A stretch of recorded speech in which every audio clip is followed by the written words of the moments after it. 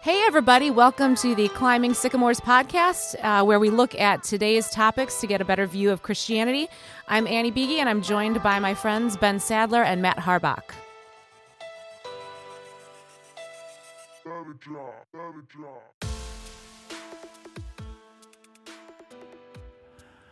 All right.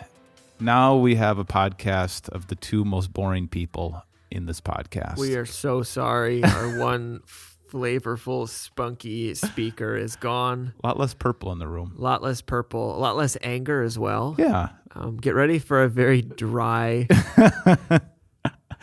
We picked the driest topic. Yeah, and I thought, let's go to the deepest, darkest topic we can think of while Annie's not here, because she would just roll her eyes and say, stop. She effectively calls us nerds, but with just her looks. Her eyes say that we're nerds. So we miss you, Annie. We'll see you next week. So I've been reading a book, Confronting Christianity by Rebecca Mclaughlin, and I have just thoroughly enjoyed this book. She's a kind of a Christian apologist. I believe she studied in Cambridge.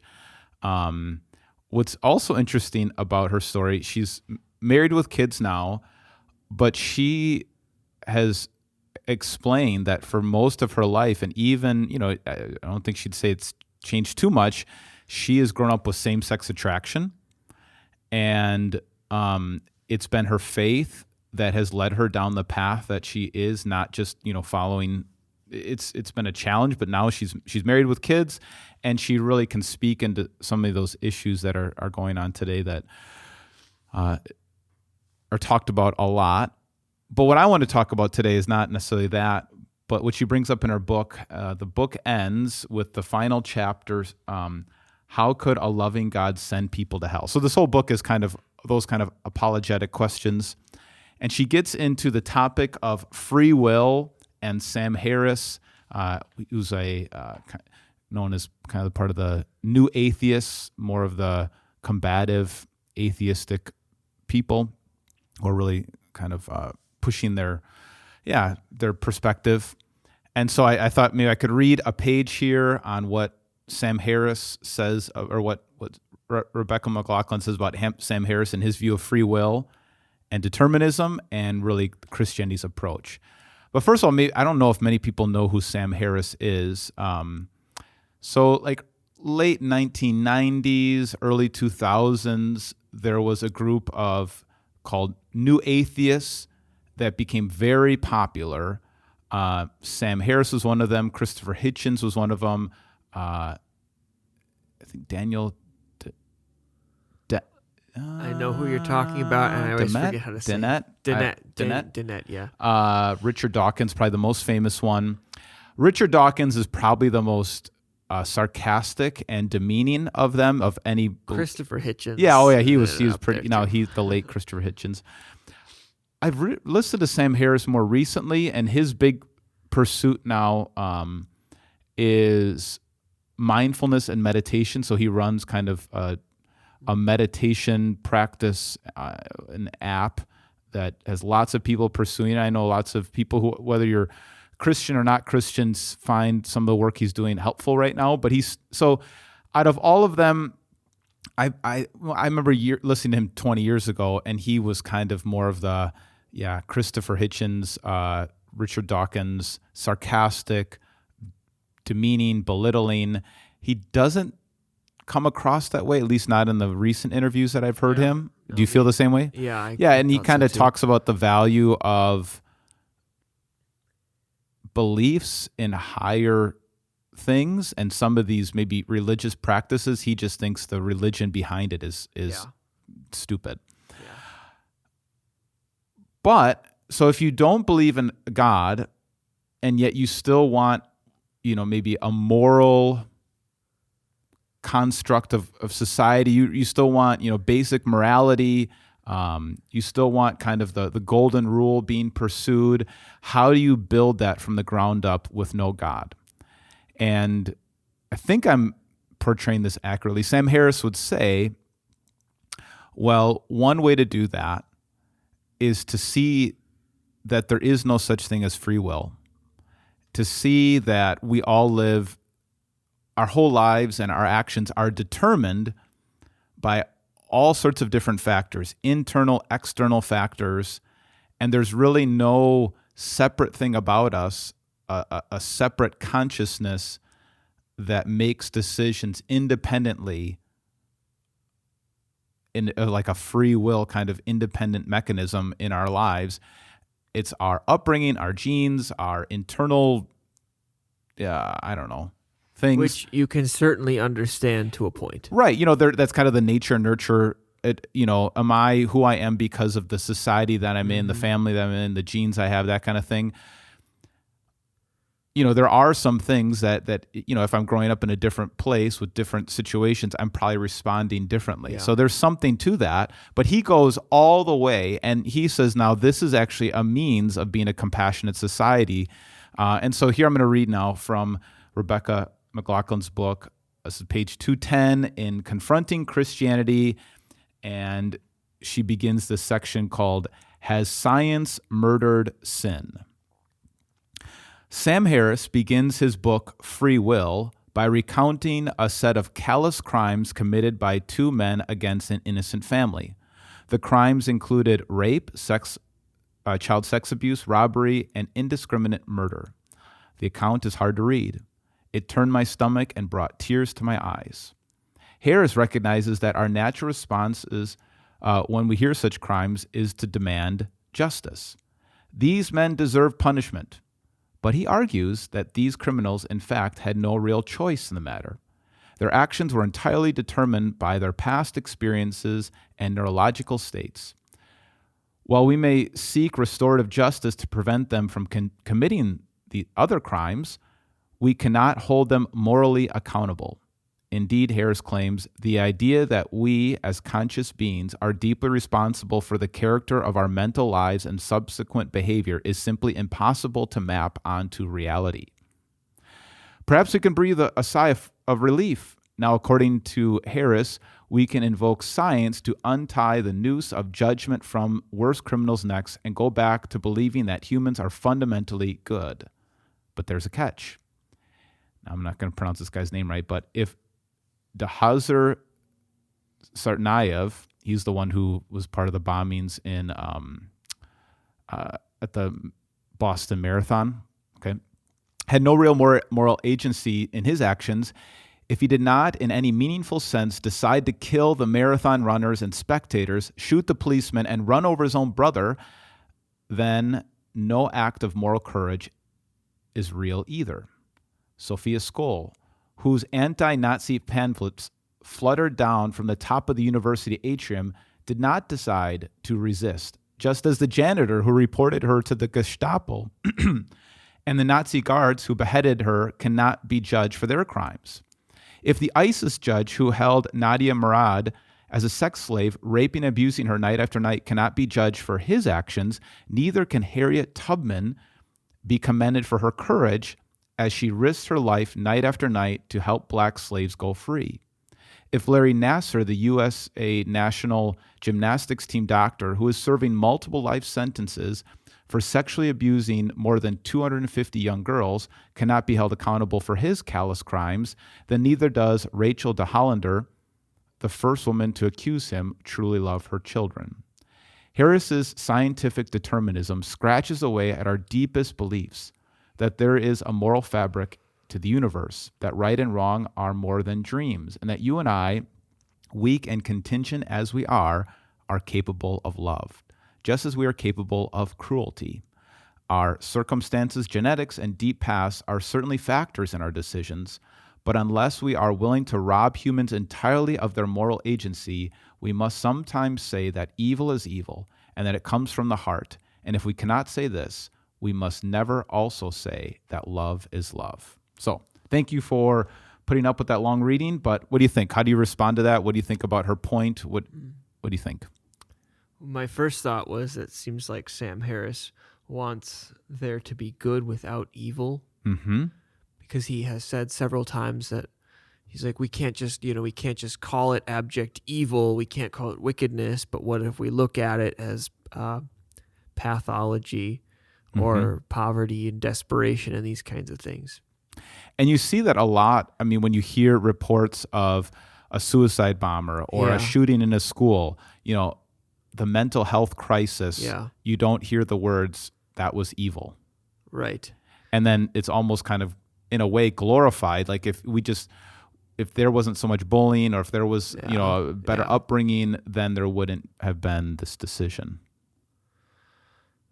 So that's talked about a lot. I think we've kind of gone down that road. I mean, whether Sam Harrison is a proponent of the ad and has led that, I think as a society, because we've kind of erased evil, trying to erase hell and judgment and put everything as a pathology or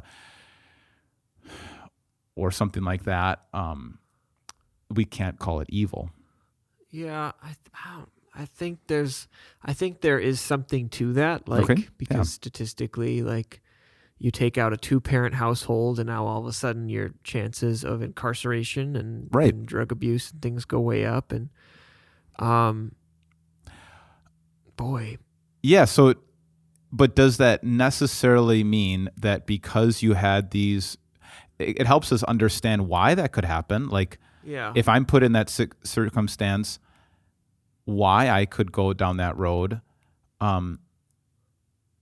But there still is a choice. We do see, even in the Bible, generational evil, generational wickedness. From Cain's line who killed Abel, we see Lamech and some of these other atrocious criminals that led to a world that needed a flood and a restart. And yet,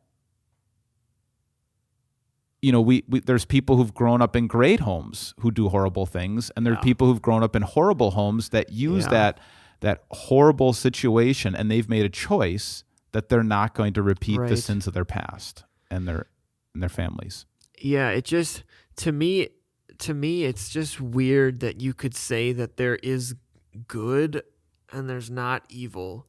Mm-hmm. Like, there is better, but there's not worse. Like, it doesn't make a lot of sense. Right. Like, and even the idea to absolve people of any free will, and then for him to say, like, he's using his position as a platform to try to make change, and so it's like, if you're destined, you're destined to. I just don't understand how you can be 100% free will, because if you, 100% determinism. Yeah. Because if you thought that everything was 100% determinism, you would just never try anything. You would never put effort into anything, because it's either going to happen or not.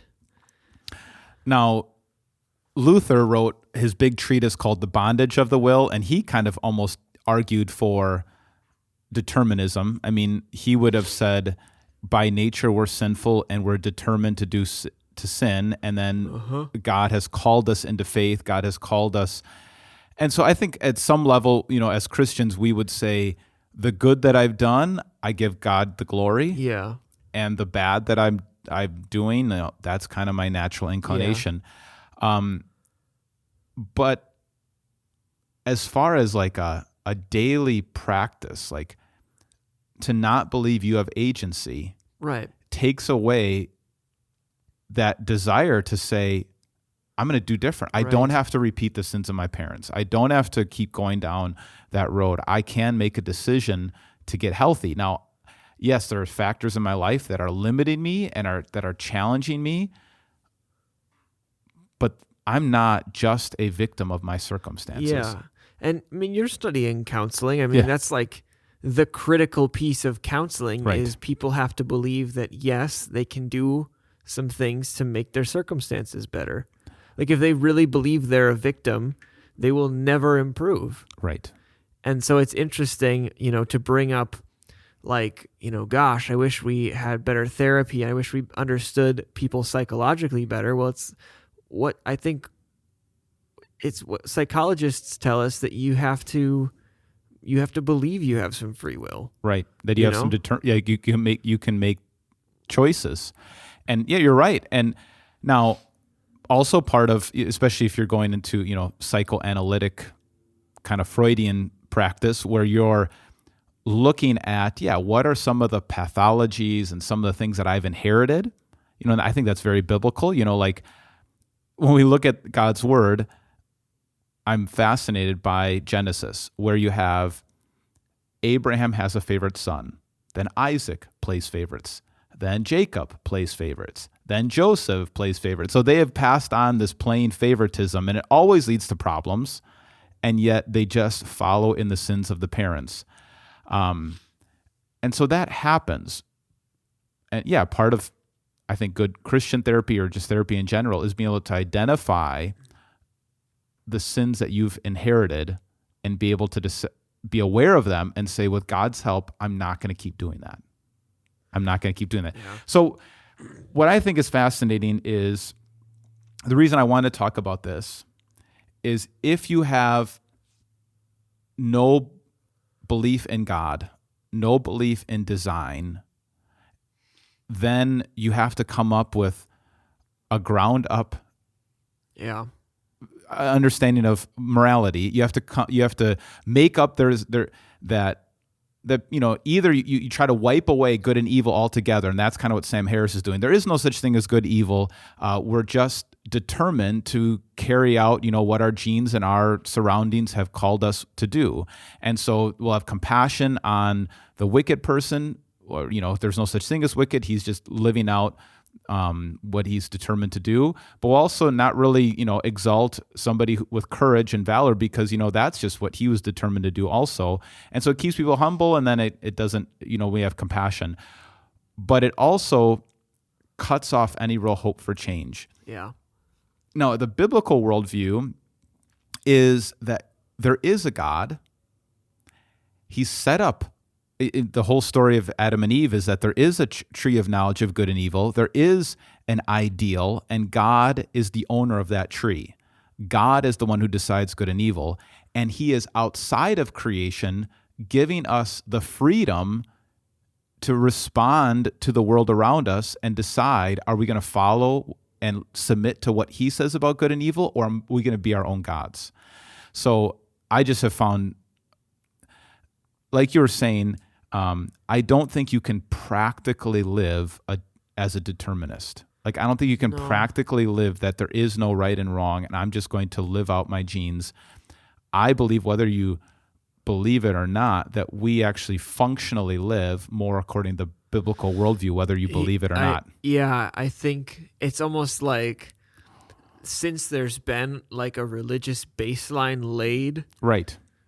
Like now we're free to talk about determinism and free will. But if there was no, you can't even imagine a world where there's no God or no religion. Even if you're atheist today, that all of our beliefs are handed down to us from people who are mostly religious. Yeah. Like, if you believe there were none, would you really ever start with an idea of determinism? I feel like you always have to start with an idea of good and evil, because even in the determinist thing, first of all, I feel like his point with the determinism thing is to have compassion for people in just horrible circumstances. Right. And I think that's fine. Yeah. I think we need to have justice, but I think, as Christians, that gives us opportunity to seek and, look for the people that the world looks down on. Right. And to seek them out.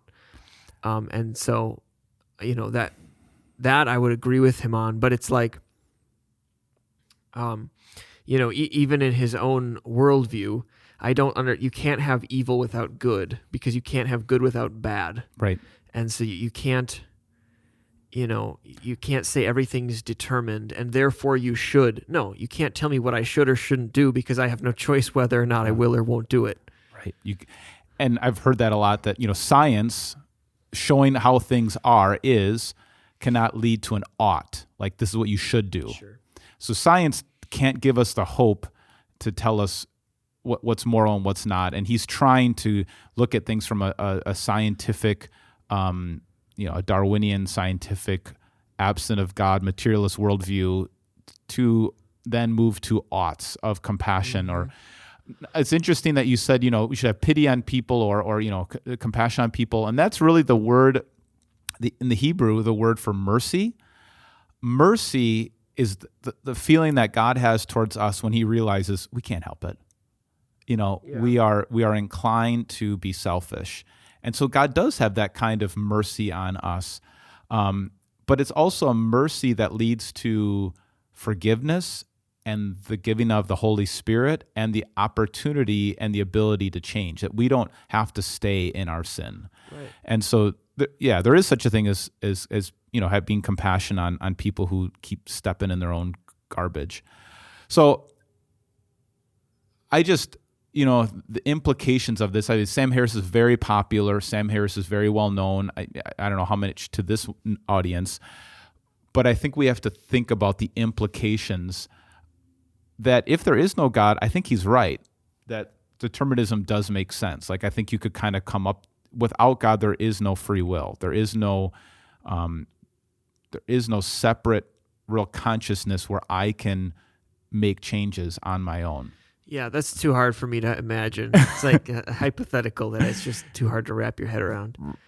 Right. My thought is that a materialist worldview like only kind of works if you layer it over a pre-existing religious worldview, right, where people have a sense of right and wrong already, right, and now all you have to do is delete God and just say, well, just do the thing you know is right, right, and you don't really have to ask where does that come from, right, because it's like, right, they're adding to something, and they're not. I feel like it's not giving credit to that original source material. Right.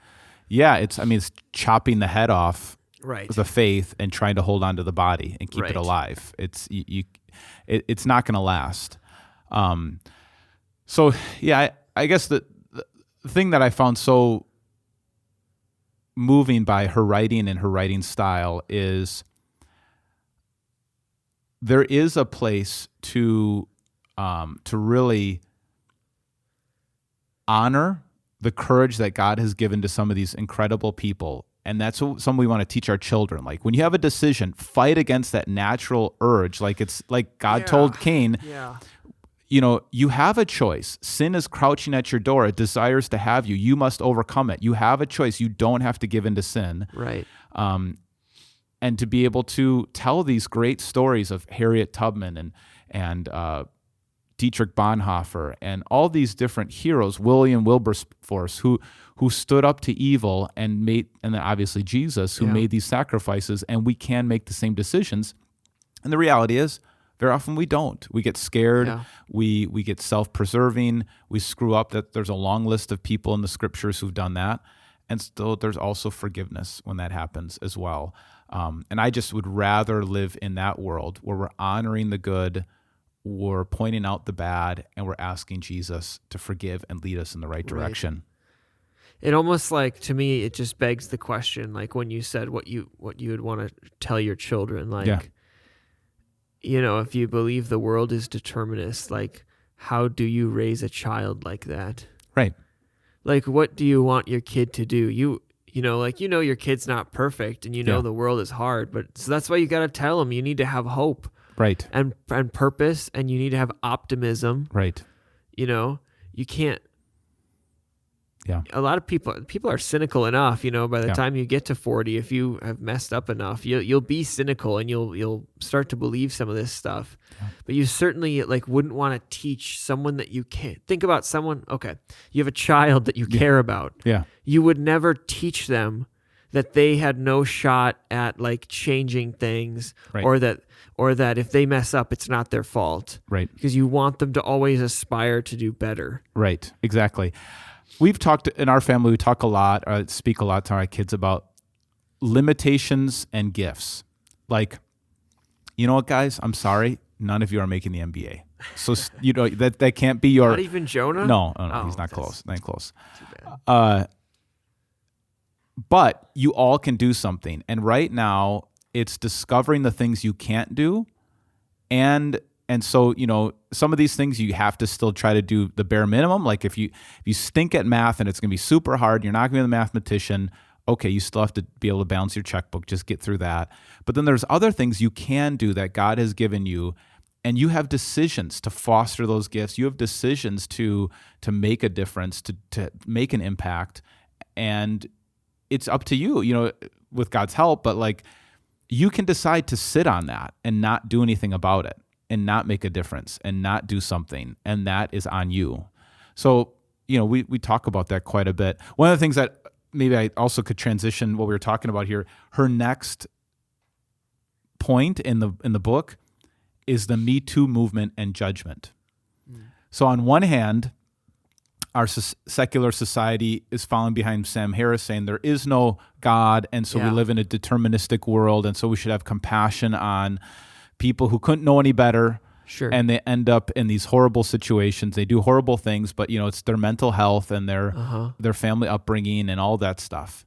And then on the other hand, we had this huge movement. I think this book is maybe 10 years old, maybe not that many, but when she was originally writing it, she talks about the Me Too movement and how, you had these women who thankfully came forward and started speaking about what was happening to them. And for a while, what she talks about in here, you were just waiting for the next person to fall. It was like everybody, Bill Cosby, Morgan Freeman, all these people that we kind of hold up in society and aspire to be. And she says, we started to wonder, who's next? Is anyone incapable of exploiting power? And she goes on to say, what if the answer is no?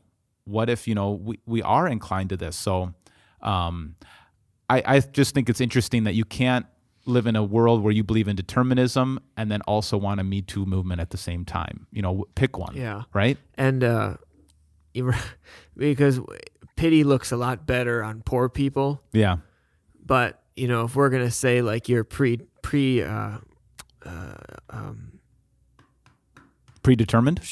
Yeah, it wasn't predestined? my word, but sure, predestined to do evil. What if you're predestined to be a successful workaholic? What if you're predestined to make it to the top of the corporate chain? What if you're predestined to lust after every young woman that comes your way? Right. Should we not have pity on that person too? No, we should burn them alive, because pity, it's just... Well, that's one. Oh, okay. That's one. Pity it just looks better on poverty. Like when people are real down and out, oh my gosh, I feel bad for them. Yeah. But no one feels bad for you if you have earthly success. Yeah. Because deep down, we're still envious of that. Right. And we're like, man, how could you abuse the respect and the money we gave you? Right. If I had that, I would never do the same thing. Well, and that's her point. So it's, I'll just read a couple more paragraphs here. What it says, she says, Christian leader Andy Crouch expressed the universal vulnerability well in a 2018 article on the dangers of celebrity power in the church. Calling for ongoing accountability, he wrote, "If you knew the full condition of my heart, my fantasies and grievances, my anxieties and my darkest solitary thoughts, you would declare me a danger to myself and others. I cannot be entrusted with power by myself. Certainly not with celebrity, neither can you." And so she goes on to say, the Me Too movement has exposed a painful truth that there is no ultimate them and us when it comes to exploiting power over others. There is only a sliding scale. And while the garments from circumstance can exonerate, they can equally condemn. Indeed, as we saw in chapter 4, there's ample evidence to suggest that most of us are capable of evil and cruelty given the right peer pressure, and the rock goes deep. She goes on. So this is all leading to the need for the gospel. And so on one hand, we would not say, we would say we do have choices. We can make choices. On the other hand, as Christians, we also are very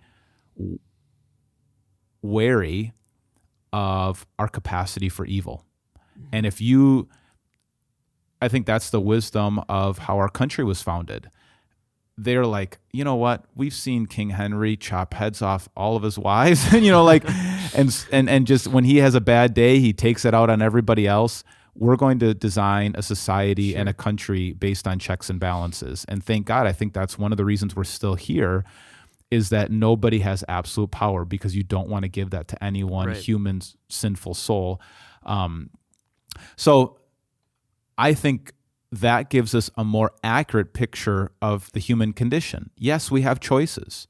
We are not determined. We can make choices, but left to our own devices without the help of the Holy Spirit, or at least some accountability, we will probably make openly selfish decisions or covertly selfish decisions. Yeah. Yeah. And we've seen this before with every non-biblical worldview we come across, is that it only ever deals with the law. Yeah. And so, I mean, you can take this and you can say it is their fault or it's not their fault. Yeah. But again, there's no gospel in any other worldview, which is why we happen to have the best worldview, you know? Because there's hope, right? You know, Yeah. I think that's what I was kind of trying to say last Sunday in worship, is the one unique thing we have to offer is refreshment for the weary soul.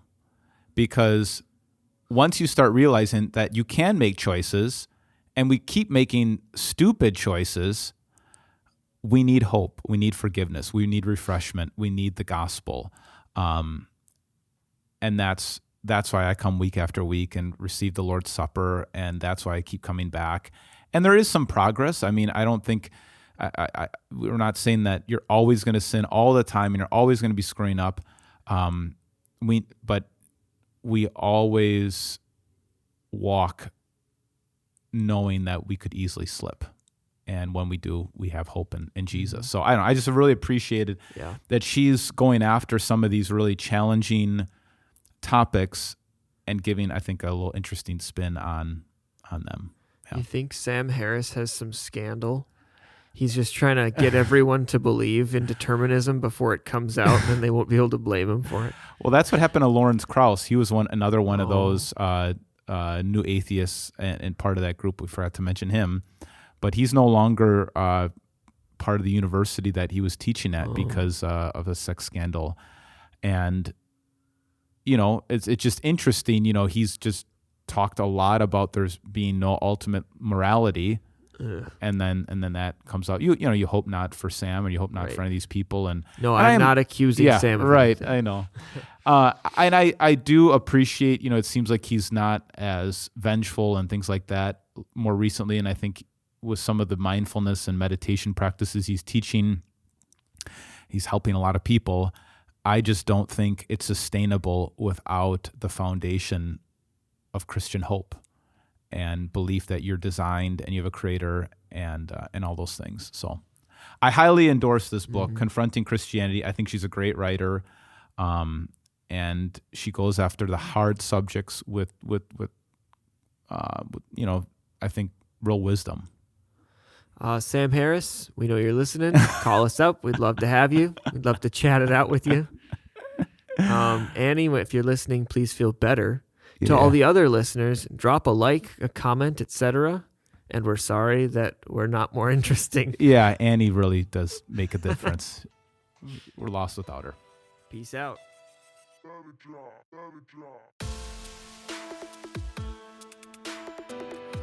If you'd like to get a hold of us here at the Climbing Sycamores podcast, feel free to email bsadler@victoryofthelamb.com. bsadler@victoryofthelamb.com.